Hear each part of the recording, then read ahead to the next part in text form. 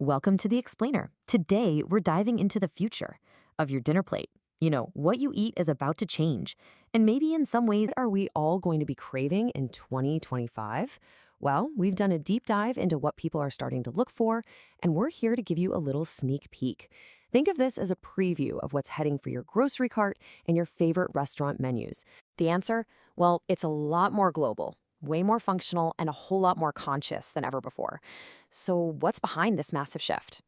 It turns out it's this really fascinating mix of, global culture, personal wellness, and this new kind of awareness. Okay, let's get into it. All right, first up, the global flavor rush. Our palates are basically going on a worldwide adventure. It's all being driven by the search for bold, authentic experiences. We're moving way, way beyond the familiar. And, this isn't just about, food tourism anymore. People want the real deal. They want authenticity. And it makes sense, right? As our social media feeds get more and more global, our appetites are totally following suit. So we're seeing these very specific ingredients just shoot to the top. I mean, think about that deep, umami-rich heat you get from Korean gochujang, or those super bright, tangy notes of Latin American tamarind. The thing is, these aren't just flavors anymore. They're full-on experiences that tell you a story about where they came from. But hey, this flavor rush isn't just a global thing. We're also looking inward, rediscovering regional comfort foods, like Nashville hot. And we're creating these amazing new fusion tastes. Hello, hot honey. Plus, and this one's fun, we're getting hyper-focused on texture. That's right, crunch is basically its own flavor now. Who knew? Okay, so taste is one thing, but it's not just about what our food tastes like anymore. The next big trend we're seeing is all about what our food can actually do for us. Our whole relationship with eating is becoming way more personal and even preventative. Yeah, people are looking for functional foods that give them specific, targeted health benefits. This is a huge leap beyond just basic nutrition. We're talking about using food to actively manage our well-being. It's like people are trying to build their own personalized wellness toolkit, and their diet is the very first tool they're reaching for. I mean, think about it. Instead of just automatically reaching for that third cup of coffee for the caffeine jolt, what if you could eat or drink something that genuinely supports your focus and actually improves your mood? That's exactly what this is all about. And because of this, we're now seeing specific ingredients being marketed as solutions to our everyday problems. So feeling stressed? Brands are going to highlight adaptogens like ashwagandha to help your body manage that. Need to focus for a big project? They're pointing you toward nootropics. These are compounds that can support brain function. It's amazing, really. Food is literally becoming a kind of prescription for modern life. So, what specific things are people trying to fix with their food? Well, if you look at the top targets, gut health and brain function, or cognition, are the big two. They're the top priorities, making up more than half of the demand right there. But we're also seeing this rising focus on immunity, energy, and even really specific areas, like women's health. All right, our next big trend is what I like to call the conscientious bite.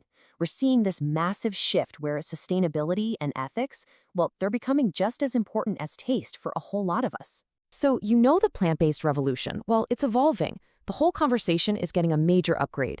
It's not just about finding a better veggie burger anymore. No, now it's about a search for entirely new, totally sustainable sources of protein.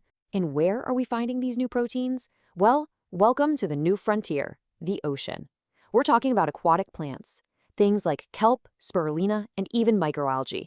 These things are absolute nutritional powerhouses. They are packed with protein, they grow super sustainably, and honestly, they could be a major key to feeding our future. Okay, another huge part of this whole conscious eating trend is something called upcycling. And this is so cool. This is where companies are taking food byproducts that we used to just consider waste, like fruit peels or the pulp left over from making juice, and they're transforming them into valuable, nutritious new snacks and ingredients. It's genius.